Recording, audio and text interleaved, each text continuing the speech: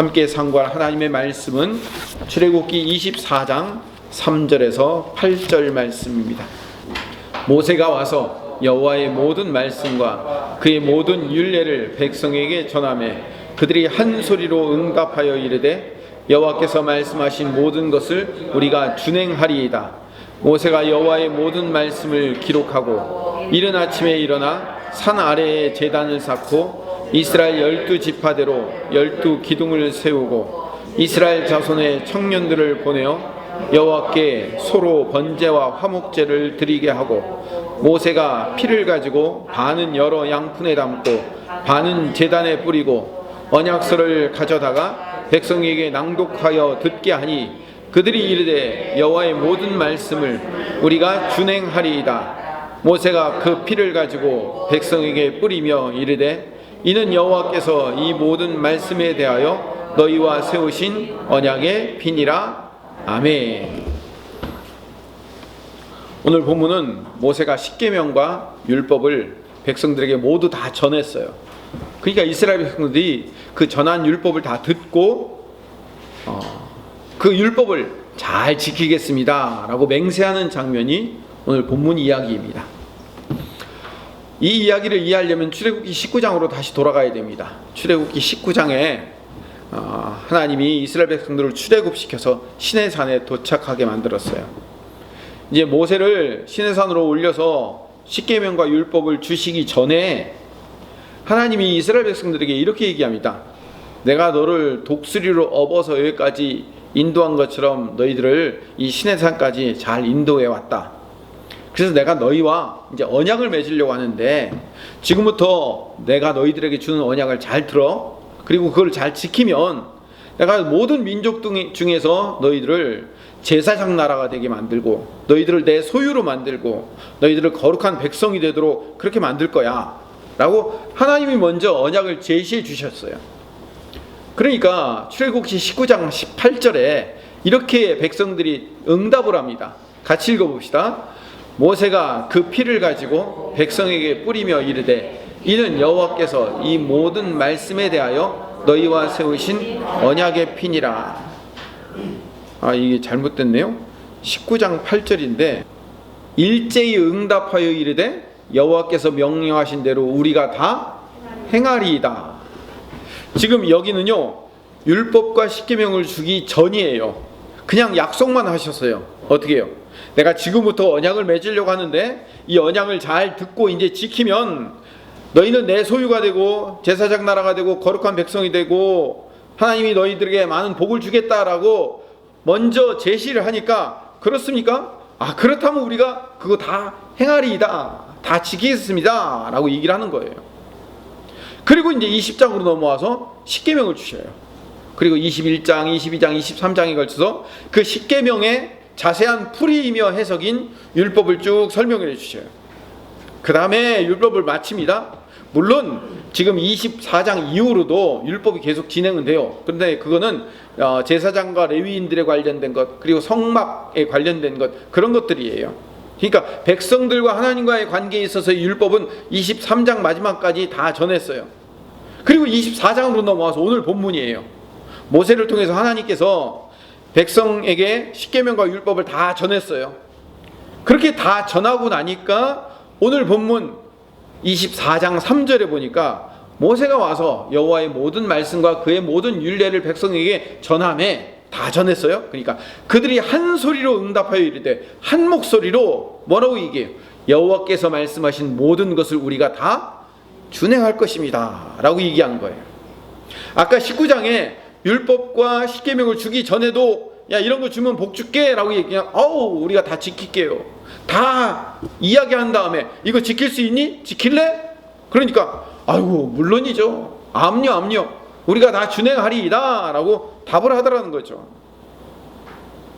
그러니까 19장은 율법 주기 이전의 언약이고 24장은 율법 준 이후의 언약이에요. 근데 전이나 후나 똑같이 이스라엘 백성들은 하겠습니다, 지키겠습니다 라고 응답을 하더라는 거죠. 그런 다음에 모세가 여호와의 말씀을 이제 언약서에 기록을 해요. 다 기록한 다음에 이스라엘 12지파대로 12개의 기둥을 세워요. 그리고 이스라엘 청년들을 보내가지고 여호와께 소를 잡아서 번제와 화목제를 드려요. 아직까지는 레위인들과 제사장이 세워지지 않았어요. 그러니까 이 번제와 화목제 드리는 일을 누구한테 맡긴 거예요? 그냥 청년들을 불러다 맡긴 거예요. 아직 세워지지 않았기 때문에.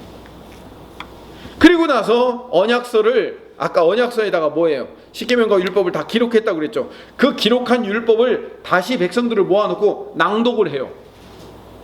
그렇게 한 번 또 더 들으니까 백성들이 7절에 뭐라고 얘기하냐면, 언약서를 가져다가 백성에게 낭독하여 듣게 하니, 같이 읽어봅시다. 그들이 이르되 여호와의 모든 말씀을 우리가 준행하리이다. 더 몇 번을 준행하겠다고 얘기해요? 3번. 왜? 19장에 한 번, 24장에 율법을 준 다음에 준행하겠나이다. 그것을 다 언약서에 기록해서 낭독하니까 또 준행하겠습니다 라고 3번을 얘기하더라는 거죠. 자, 이 3번은 뭘 의미하는 거예요? 예, 잘하겠다는 거예요. 확실히 하겠다는 거예요. 언약을 잘 이행하겠다고 다짐했다, 이 얘기를 하고 있는 거예요. 근데 이제 중요한 것은 6절부터 모세가 번제와 화목제를 드리는 그 소를 잡았을 때 그 소의 피를 양푼에 담아요. 그래서 반은 제단에도 뿌려요. 그리고 반은 백성들에게 가져다가 백성들에게 뿌리는 거예요. 반은 제단에 뿌린다는 얘기는 뭐예요? 반은 하나님께로 가져가서 하나님 앞에서 뿌리고, 반은 누구에게 뿌려요? 백성들 앞에 뿌리는 거예요. 자, 이거를 뭐라고 하면 피의 언약이라고 얘기해요. 8절에 보니까 백성이 일제히 응답하여 이르되, 24장 8절, 모세가 그 피를 가지고 백성에게 뿌리며 이르되 이는 여호와께서 이 모든 말씀에 대하여 너희와 세우신 언약의 피니라 라고 얘기해요. 이거를 소위 말하는 피의 언약이라고 그래요. 피뿌림의 언약이라고 불리기도 해요.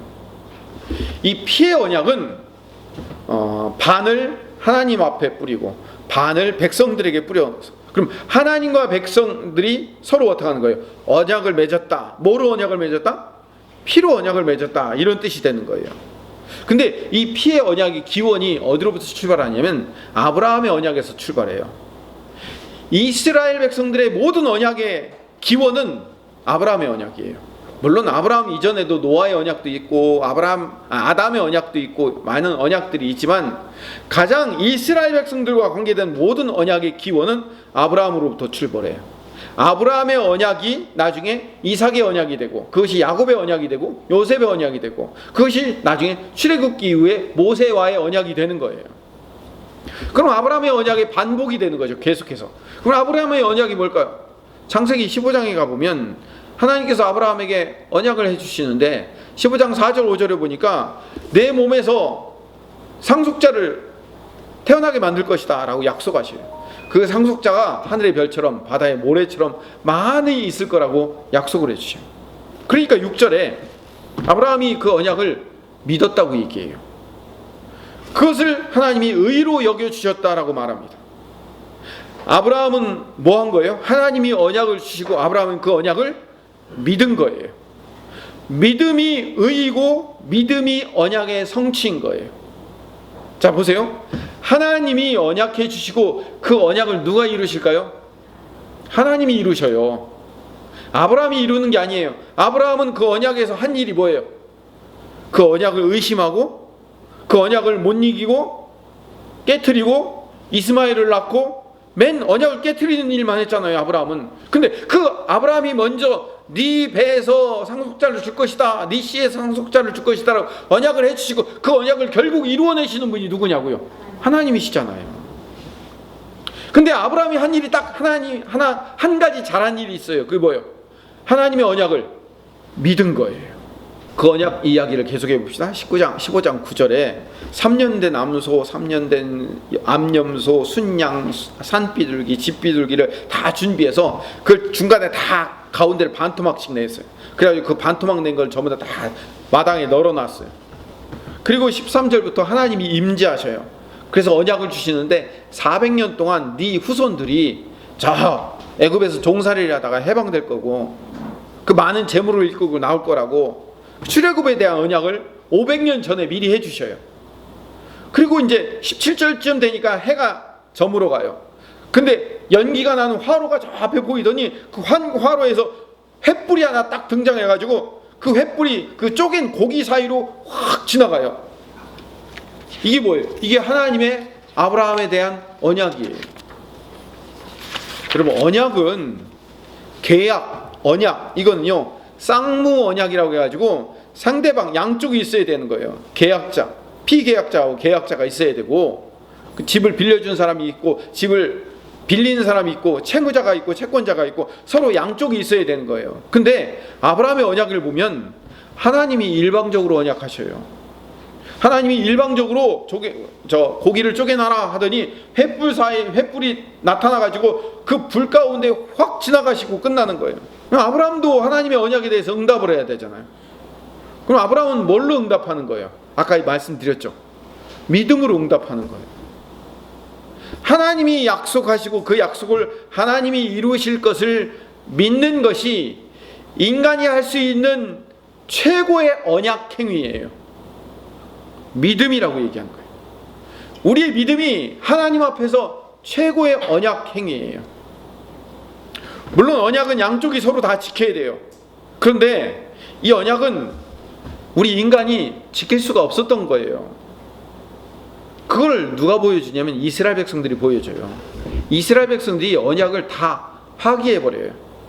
사사기 2장 20절 말씀을 봅시다. 같이 한번 읽어볼까요? 여호와께서 이스라엘 백성에게 진노하여 이르시되 이 백성이 내가 그들의 조상들에게 명령한 언약을 여기고 나의 목소리를 순종하지 아니하였은즉. 이스라엘 백성들은 순종하지 않은 거예요. 어겼다고, 언약을 어겼다라고 얘기해요. 예레미야 11장 10절 말씀도 읽어봅시다. 같이 읽읍시다. 그들이 내 말 듣기를 거절한 자기들의 선조의 죄악으로 돌아가서 다른 신들을 따라 섬겼은즉 이스라엘 집과 유다 집이 내가 그들의 조상들과 맺은 언약을 깨뜨렸다. 언약을 어겼다라고 얘기해요. 제가 딱 두 절만 골라서 읽었지만요, 사실 성경에 보면 이스라엘 백성들이 언약을 깨뜨렸다는 이야기가 수십 군데 나와요. 이스라엘 백성들 결국 그 하나님이 주신 언약을 다 깨뜨렸어요. 하나님이 처음에 십계명과 율법 주시기 전에 이거 지키면 내 소유가 되겠고 너 제사장 나라로 만들고 너에게 복을 주고 우리가 지킬게요. 나중에 언약과 율법 다 준 다음에 너 이거 지킬 수 있니? 지킬래? 그러니까 우리가 암요 준행하겠습니다. 그럼요 준행하겠습니다. 두 번이나 반복해서 그들은 지키겠다고 약속했지만 결국 그들은 그 언약을 다 깨뜨렸다고요. 근데 여러분, 피의 언약 이야기로 다시 돌아갑시다. 아까 소를 잡아가지고 피를 양푼에 담았는데 반으로 갈라서 반은 하나님의 제단에 뿌리고 반은 어떻게 한다고 그랬어요? 백성들에게 뿌렸다고 그랬죠. 피의 언약이라고 했어요. 이 피의 언약의 의미가 뭔지 아세요? 언약을 지키지 않는 쪽이 그 대가를 뭘로 갚아야 된다? 피로 갚아야 된다는 거예요. 언약을 못 지키면 생명을 잃어버리게 된다는 얘기예요. 피와 생명은 같은 의미를 갖고 있어요. 피와 생명이 같은 의미인지는 어떻게 알아요? 성경에 나와 있거든요. 레위기 17장 11절 말씀을 읽어볼까요? 같이 읽읍시다. 육체의 생명은 피에 있음이라 내가 이 피를 너희에게 주어 제단에 뿌려 너희의 생명을 위하여 속죄하게 하였나니 생명이 피에 있으므로 피가 죄를 속하느니라. 피와 생명은 같은 의미예요.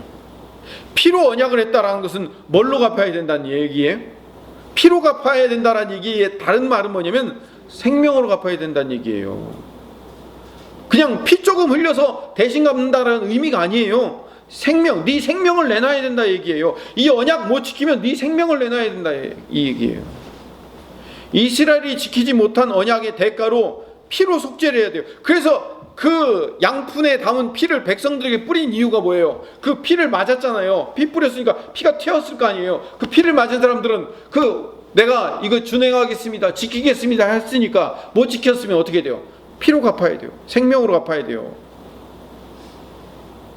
여러분, 이스라엘 백성들이 그 피로 갚고 생명으로 갚아야 되면 이스라엘 백성 중에 살아남은 자들이 있어야 돼요, 없어야 돼요? 다 죽어야죠. 그래서 하나님이 구약의 제사 제도를 주셨어요. 인간의 죄를 대신해서 누가 대신 피를 흘려요?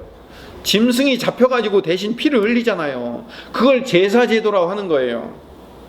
그걸 통해서 대신 누군가 피를 흘리고 대신 누군가 생명을 희생함으로 우리의 죄가 사해지고 우리가 그 피값을 대신 치렀다, 생명을 대신했다는 것을 미리 보여주는 거예요.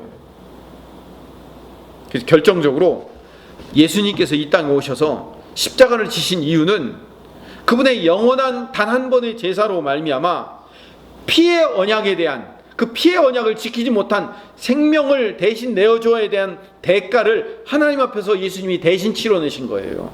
그게 십자가 언약이라는 거예요. 그러면 신약 백성들인 우리는 뭘로 그 응답을 지켜야 됩니까? 아까 제가 구약에서도 말씀드렸어요.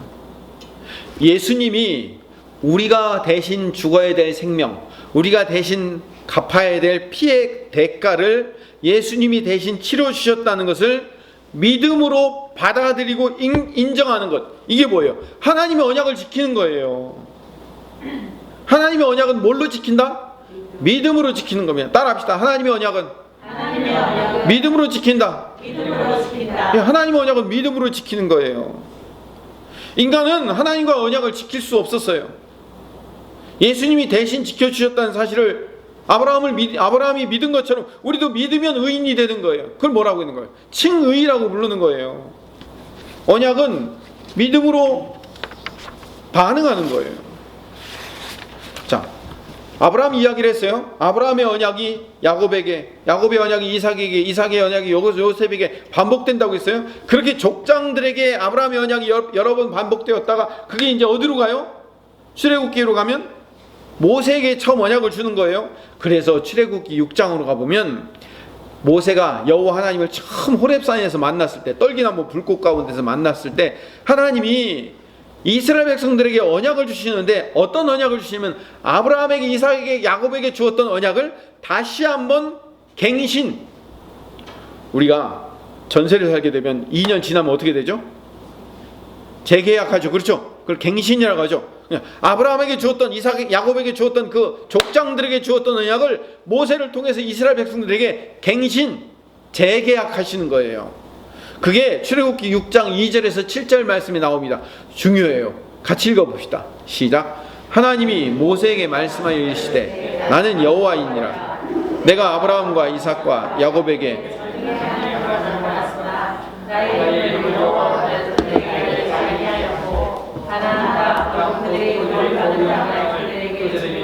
그들과 언약하였더니 이제 애굽 사람이 종으로 삼은 이스라엘 자손의 신음소리를 내가 듣고 나의 언약을 기억하노라. 그러므로 이스라엘 자손에게 말하기를 내가 애굽 사람의 무거운 짐 밑에서 너희를 빼내며 그들의 노역에서 너희를 건지며 편팔과 여러 큰 심판들로서 너희를 속량하여 너희를 내 백성으로 삼고 나는 너희의 하나님이 되리니 나는 애굽 사람의 무거운 짐 밑에서 너희를 빼낸 너희의 하나님 여호와인 줄 너희가 알지니라. 4절 다시 보세요. 4절. 가나안 땅 곧 그들이 거류하는 땅을 그들에게 주기로 그들과 언약했어요. 아브라함에게 주었던 언약을 어떻게 했다고요? 재갱신한 거예요. 반복한 거예요. 5절에 이제 애굽 사람들이 종으로 삼은 그들의 자손, 이스라엘 자손의 신음소리를 내가 듣고 나의 언약을 기억했대요. 제가 여러 번 정말로 수도 없이 반복해서 말씀드렸지만 하나님은 언약의 하나님이셔요. 그래서 하나님이 언약해 주셨기 때문에 그 언약대로 이스라엘 백성들을 출애굽시킨 거예요. 언약대로 시내산까지 데리고 오셨어요.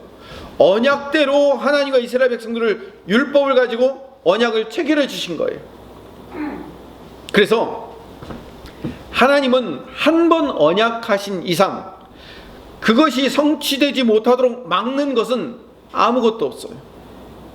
여러분, 이게 너무나도 놀랍고 기쁘고 행복하고 즐거운 기쁨의 소식이에요. 복음이라고요.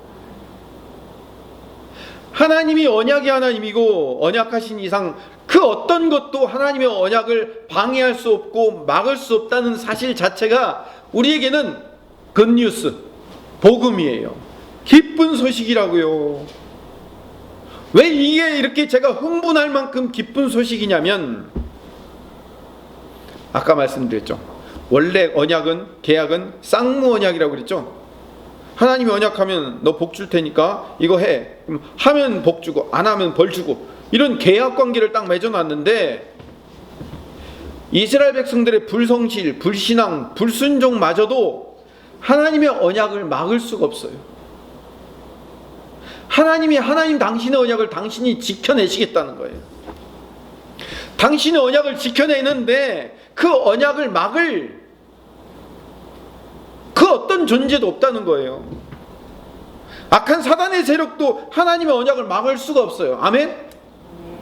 우리의 불신앙과 불순종과 우리의 미련함과 어리석음조차도 하나님의 언약을 막을 수 없습니다. 아멘? 이게 얼마나 아멘할 일이냐고요. 하나님이 이스라엘 백성들 모세에게 처음 떨기나무 불꽃 가운데 만나셔서 모세를 통해서 너희들을 다시 출애굽시켜 주겠다고 약속할 때 왜 하나님이 모세에게 약속하셨죠? 이스라엘 백성들이 불쌍해서? 물론 불쌍할 수도 있어요. 근데 뭘 기억하신 거예요? 나의 언약을 기억한 거예요. 내 언약을 기억하고 내 그 언약을 내가 다시 실행할 거라는 거예요. 지금 이스라엘 백성들을 출애굽하시는 이유는 그들이 불쌍하거나 그들이 하나님 앞에 이쁜 짓을 해서가 아니라 내가 내 언약을 기억하고 있기 때문에 그 언약을 실행하기 위해서 다시 재갱신하여서 너한테 약속할 텐데 내가 이 언약 내가 반드시 이루고야 말리라, 이거 말씀하시는 거예요. 제가 지금 출애굽기를 계속 몇 달 강의를 하고 있죠. 잘 보세요. 율법의 표면은요 수박의 겉면이에요. 율법의 표면을 읽으면, 그냥 율법을 문자대로만 읽으면 잘 지키면 상 주고 못 지키면 벌 준다는 신명기 28장의 약속처럼 율법은 우리가 그렇게 읽을 수밖에 없도록 보여요. 근데 그건 수박의 겉이라고요. 표면이에요. 수박 겉핥기라고 아시죠? 그 뭐예요? 여러분 수박을 보면 파란색 줄무늬 있어갖고 그거 깨끗이 닦아갖고 그거 혀로 핥아봐요? 그럼 미련한 사람 없죠? 수박은 어떻게 해요? 칼로 쪼개서 그 안에 빨갛고 시원하고 풍성한 달콤한 그 속을 먹는 게 그게 수박 아니에요. 여러분 율법의 겉표면은 잘 지키면 상 주고 못 지키면 벌 준다는 그 약속이 언약이 나와 있지만 그 속 안에 하나님이 이스라엘 백성들에게 주신 지극히 크고 높고 넓고 깊은 하나님의 마음이 무엇인지를 알아야 되는 거예요. 그 율법의 내면 안에 나는 한 번 약속하면 반드시 지키고야 마라, 이거를 알아야 되는 거예요.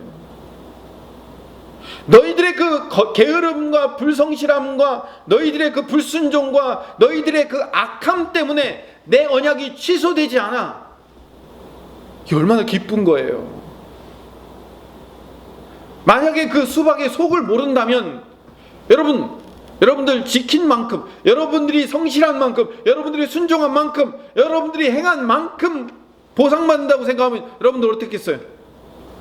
천국 갈 수 있겠어요? 상급 받을 수 있겠어요? 아무것도 못하잖아요. 그래서 우리는 수박의 속을 쪼개서 거기를 맛봐야 돼요. 그 수박의 속이 어떤가를 신약을 통해서 살펴봅시다. 언약의 하나님의 그 속마음이 어떤가. 고린도전서 1장 2절에서 9절 말씀을 읽으면 하나님의 그 속마음을 읽을 수 있어요. 같이 한번 읽어볼까요? 고린도에 있는 하나님의 교회 곧 예수 안에서 거룩하여지고 성도라 부르심을 받은 자들과 또 각처에서 우리의 주 곧 그들과 우리의 주 되신 예수 그리스도의 이름을 부르는 모든 자들에게 하나님 우리 아버지와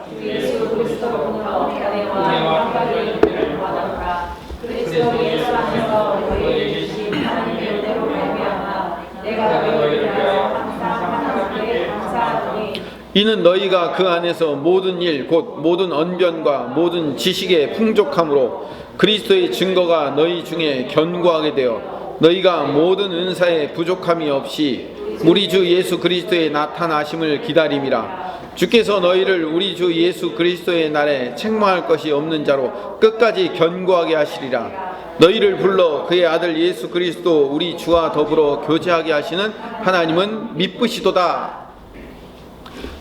바울 얘기가 나왔어요. 갑자기 고린도전서 인사말을 쓰면서 고린도 교인들에게 바울이 뭐라고 인사하냐면 고린도 교인들을 예수 안에서 거룩하여지고 성도라 부르심 받은 자들이다 라고 얘기해요. 지금은요, 우리가 성도 하면 그리스도인 우리를 생각하죠. 그렇죠? 신자, 성도, 그리스도인 다 우리를 지칭하는 말이잖아요. 근데 사도 바울 당시에 성도라는 말은요, 굉장한 직분이었어요. 성도, 거룩하여진 자라고 있는 거예요. 다시 말하면 뭐예요? 완성되어진 자라고 얘기하는 거예요. 거룩해지고 완성된 자, 고린도 교인들이여 라고 이름 붙이는 거예요. 그리고 고린도 교인들에게는요, 5절에 보면 이는 너희가 그 안에서 모든 일 곧 언변과 모든 지식에 풍족함으로, 그들은요 영적인 지식이 풍족했어요. 그들은 은사도 뛰어났어요. 7절에 너희가 모든 은사에 부족함이 없이, 그러니까 지식도 뛰어나고 영성도 뛰어났어요. 그러니까 영적인, 지적인 모든 양쪽 면이 다 뛰어난 사람들이에요. 자, 우리 생각해보세요.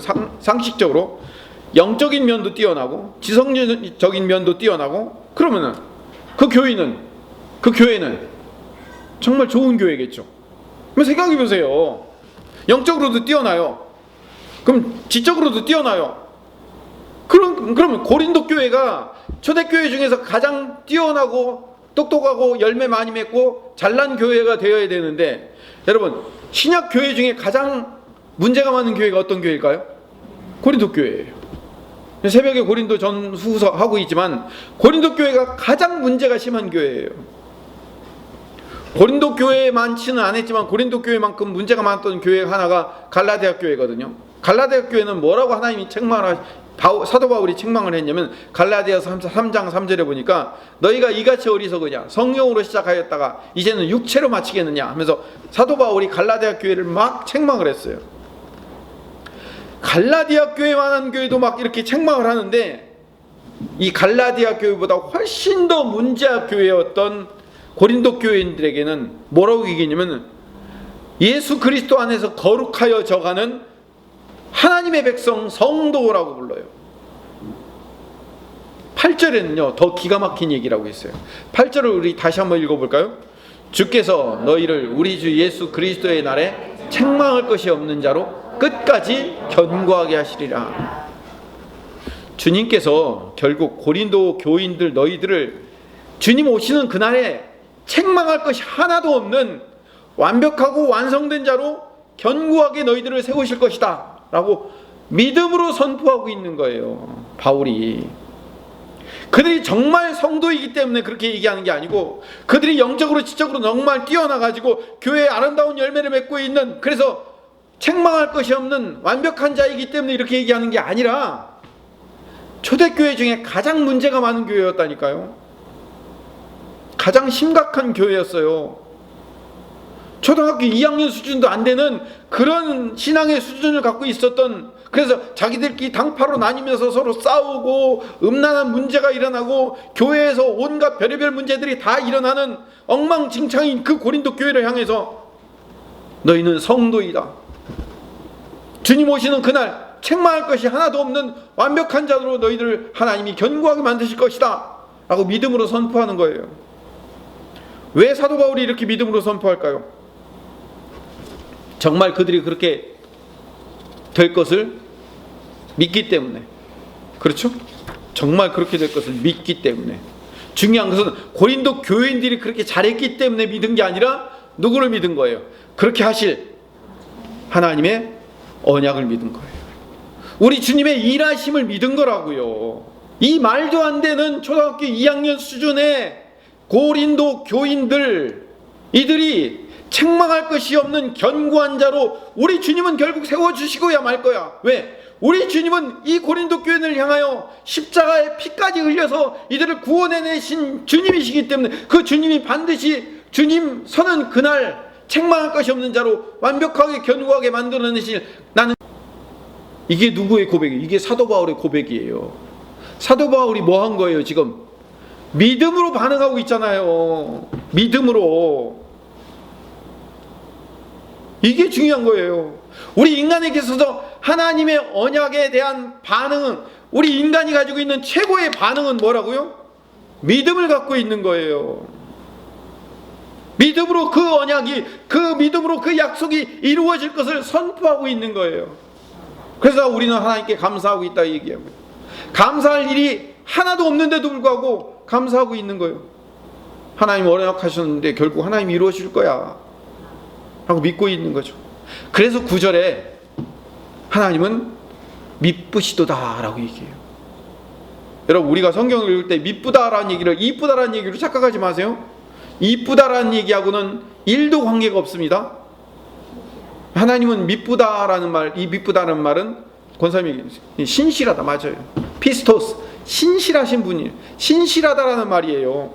그걸 옛날 사람들이 그렇게 번역해놨는데 지금까지도 그냥 미쁘다라고 번역하고, 이 이쁘다라는 말과 아무런 하등 상관이 없는 말이에요. 너희를 불러 그의 아들 예수 그리스도 우리 주와 더불어 교제하게 하시는 그 하나님은 신뢰할 만하다. 하나님은 믿을 만하다. 하나님은 한번 언약하시면 그것을 반드시 지키시는 믿을 만한, 신뢰할 만한 분이기 때문에 나는 그 하나님 믿고 간다 이거죠. 고린도 교회가 멋진 하나님의 백성으로, 자녀로서 성도로 완성될 것을 기대하며 믿음으로 선포하는 것, 그게 믿음의 반응이에요. 믿음의 화답이라고요. 태영호 공사라고 아세요? 지금은 국회의원이 됐죠. 네.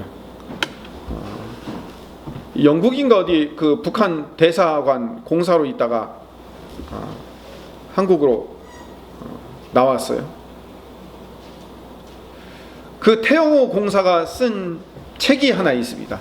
3층 서기실의 암호라는 책이 지금 출판되어 있습니다. 그 책에 보면 북한도 외교 관계의 확장을 위해서 교황청과 수교를 맺으려고 했던 그 흔적이 있었답니다. 그래서 여러 나라와 수교를 맺으려고, 외교 관계를 돈독히 하려고 애쓰는 쓰는 중에 교황청과도 수교를 맺어서 교황도 방문해서 이렇게 수교할 수 있는 그런 길을 모색하려고 그랬어요. 근데 교황청이 역으로 북한을 역으로 찔렀어요. 북한에 진짜 카톨릭 신자가 있으면 바티칸으로 데려와 달라고 요구를 한 거예요. 그러니까 북한 노동당 카톨릭교 협의회가 놀랐어요. 진짜 신자를 찾아내야 될 거 아니에요. 그래가지고 사회안전부, 주민등록부 다 뒤져가지고 6.25 전까지 다 뒤져서 6.25 전에 독실했던 신자를 찾아낸 거예요. 그래서 그 노동당의 카톨릭 교회 협회 간부들이 이 할머니를 찾아가 가지고 이렇게 물었답니다. 아직도 하나님을 믿습니까? 할머니가 뭐라고 얘기했을까요? 수령님과 당이 있는데 하나님을 어떻게 믿습니까? 이렇게 얘기한 거죠. 당 간부들을 안심시키려고 한 거예요. 당 간부들이 그게 아니잖아요. 그래서 아니, 솔직히 말해도 괜찮다고. 당신이 지금 하나님 믿는다고 얘기하고 신자를 찾아가지고 로마 교황청에 보내야 될 그런 필요성이 있는 것을 묻는 거다. 당신 정말로 하나님 믿냐고. 그러니까 수령과 당이 있는데 어떻게 우리가 하나님 믿냐고 또 이렇게 얘기하더라는 거예요. 자꾸 몇 번을 물어도 그렇게 대답을 하길래 당의 이익을 위해서, 혁명의 이익을 위해서 대표단을 구성해서 바티칸으로 한번 가야 되기 때문에 당신을 지금 뽑아야 되기 때문에 지금 말하는 거라고. 그래서 그 할머니를 겨우 설득해가지고 실제로 바티칸으로 데리고 갔답니다. 그런데 그 바티칸에 데려가서 이 할머니는 뭐 영어 한마디, 이탈리아 한마디도 못하는데도 불구하고 그 신부들과 만나서 함께 거기서 미사하면서 그 예배하는 모습과 그 눈빛만 보고도 이 바티칸에 있는 신부들이 저분은 진짜 신자라는 사실을 알았대요. 그래서 나중에 그 할머니에게 신부가 그렇게 물었답니다. 당신은 그 상황 속에서도 어떻게 하나님을 믿었습니까? 라고 물으니까 이 할머니 이렇게 대답했답니다. 한 번 마음속에 들어오신 하나님은 절대로 떠나지 않으십니다. 멋지잖아요? 한 번 마음속에 들어오신 하나님은 절대로 떠나지 않습니다. 한 번 마음속에 들어오신 하나님은 우리 안에 들어오셔서 절대로 떠나지 않으시고 우리 안에 처음 약속하신 그 약속을 반드시 이루시며 성취해 내시는 분이 하나님이십니다. 아멘? 네, 아멘. 한 번 언약하신 하나님은 반드시 그 언약을 이루어내시는 거예요. 이 할머니가 한 고백이 언약의 하나님을 고백하고 있는 거예요. 한 번 마음에 들어오신 하나님은 절대로 우리 안에 떠나지 않으셔요. 한 번 우리에게 약속하신 그 언약은 절대로 그 언약이 깨어지지 않습니다. 반드시 이루십니다. 왜? 하나님이시기 때문에. 그분은 미쁘시며 신실하신 분이기 때문에 그렇습니다. 우리의 열심과 우리의 열정과 우리의 간절함만으로 이루어내는 것이 아니에요. 물론 우리도 하나님의 언약을 지키기 위해서 열심과 열정과 간절함이 필요하겠죠. 그러나 정말로 그 언약을 이루어내시는 분은 하나님이셔요. 하나님이 언약하셨으니 그 언약을 하나님이 이루어내시는 거예요. 하나님 당신의 열심과 열정과 당신의 일하심으로 이루어내시는 거예요. 자, 오늘 본문 말씀은 이스라엘 백성들이 모세를 통하여서 십계명과 율법을 받자 뭐 한다고요? 2번이나 반복해서 이 말씀을 준행하겠나이다, 이 말씀을 준행하겠나이다 2번이나 반복해서 선언을 했죠. 준행하겠다고 고백한 사람들은 누구예요? 이스라엘 백성들이에요. 그렇죠? 근데 실제로 그 언약을 준행하시는 분은 누구셔요? 하나님이셔요. 아멘. 이게 하나님의 역설이며 성경을 제대로 읽는 법입니다. 여러분, 아까 제가 수박 얘기했잖아요. 수박의 겉핥기. 수박을 겉표면은 율법만 보면 이 율법을 잘 지키면 상 주고 못 지키면 벌 주는구나. 이건 겉표면이라니까요. 그러니까 우리가 잘 지켜야지 라고, 우리가 열심히 노력해야지 라고 대드는 거예요. 근데 성경을 제대로 읽는 사람은 그 안에 속을 바라봐야 돼요. 이 약속을 주시고 그 약속을 이루시는 분은 누구다? 하나님이다라는 것을 성경이 말하고 있는 거예요.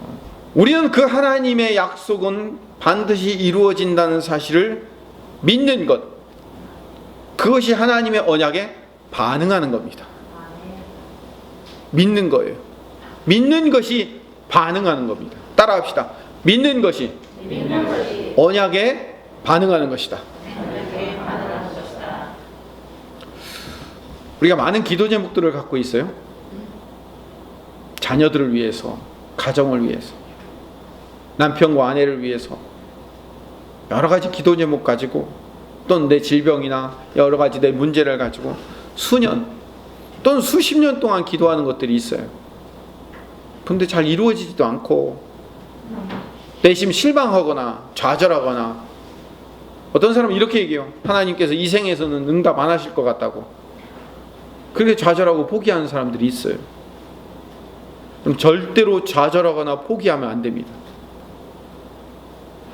아니, 우리가 좌절하고 포기한다고 좌절하고 포기해지는 것이 아니라 하나님이 우리를 좌절케 않게 하시며 하나님이 우리를 포기하지 않도록 반드시 만들어내실 겁니다.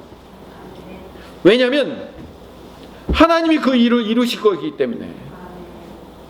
오늘 이 말씀, 이 설교를 듣고 있는 것도 여러분에게는 하나님의 은혜인 거예요. 왜? 이 말씀을 듣고 하나님은 우리를 포기하지 않게 만들고 계시기 때문에 그런 거예요.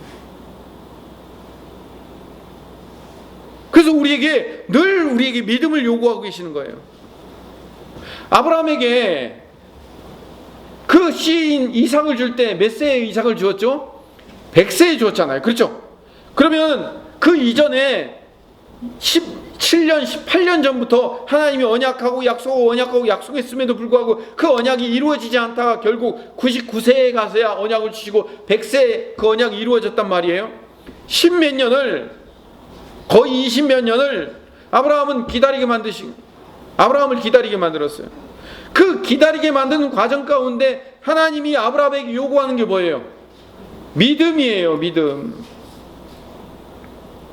그래서 그 안에 사라의 경수가 끊어지고 아브라함은 남자 구실을 못해서 더 이상 그 인간적인 방법으로는 아들을 낳을 수 없는 전혀 아무런 상황이 되잖아. 단 하나라도 기회도 없고 가능성도 없는 상황 속에서도 너 내가 약속한 그 약속을 믿고 있니?